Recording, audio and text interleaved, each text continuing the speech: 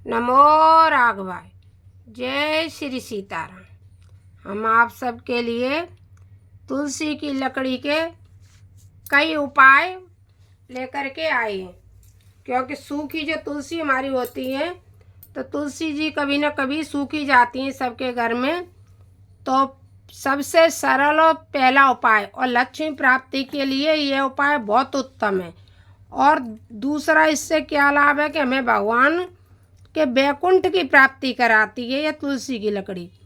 तो हम अभी आपको दिखा रहे हैं। पहले तो आप ये करें कि सूखी तुलसी की लकड़ी की इस तरह से बातियाँ बना बना करके रख लें, जिस तरह से जी हमने इस तरह से बत्ती बना करके रख लें। कार्तिक के महीने में प्रतिदिन एक बत्ती सुबह एक बत्ती शाम को हमने एक डिब्बा भर के रख लिया है। इस तरह से बत्तियाँ बना कर सुबह और शाम तुलसी जी की लकड़ी को ले कर के और फिर इस तरह से बत्ती को जो हमने घी में डुबो करके ये रख लिया है बत्ती, ये तुलसी की लकड़ी और इस तरह से घी में डुबो करके और रख लिया, उसे हमने दीपक में रख लिया है।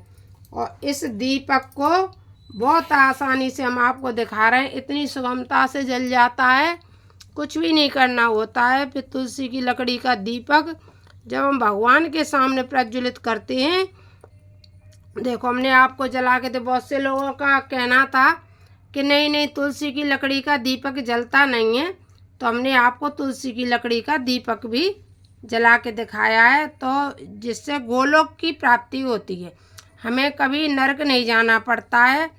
बहुत सरल उपाय। हम ग्रस्त लोग ज़्यादा पूजा पाठ कर नहीं पाते हैं, अपनी घर गृहस्थी में लगे रहते हैं, उनके लिए बहुत सरल उपाय है।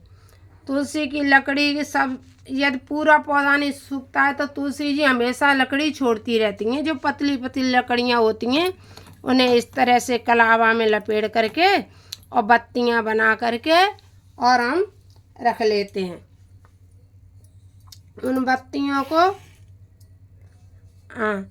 बत्तियों का दीपक जला हुआ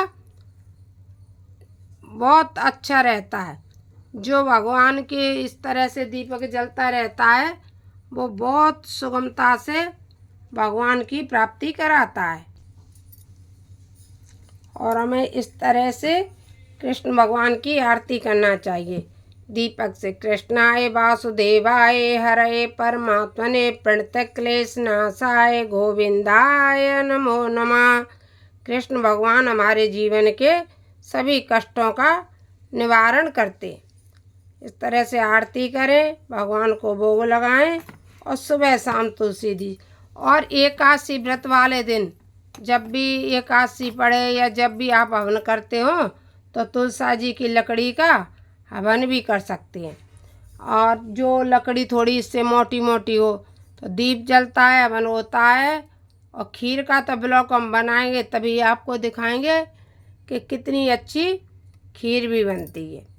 इतनी स्वादिष्ट खीर बनती है कि क्या बताएं। पूरी आपको एक दिन उस ब्लॉग को आपको अलग से देखना पड़ेगा।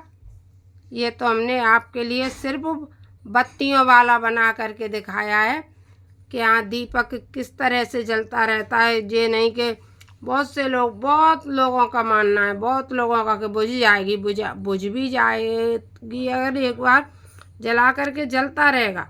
सुबह से शाम तक ही यह दीपक जब भी आप घी डालते रहोगे तो अखंड ज्योत की तरह भी जलता है। अगर इसमें घी बढ़ाते रहोगे तो अखंड ज्योत की तरह जलता रहेगा। अगर जितने घंटे जलाना है तो उस तरह। और यदि प्रतिदिन नहीं जला सकते हो तो एकादशी वाले दिन तो इसको अवश्य जला लिया करें भगवान की प्रसन्न करने के लिए। नमो राघवाय। जय जय श्री सीताराम।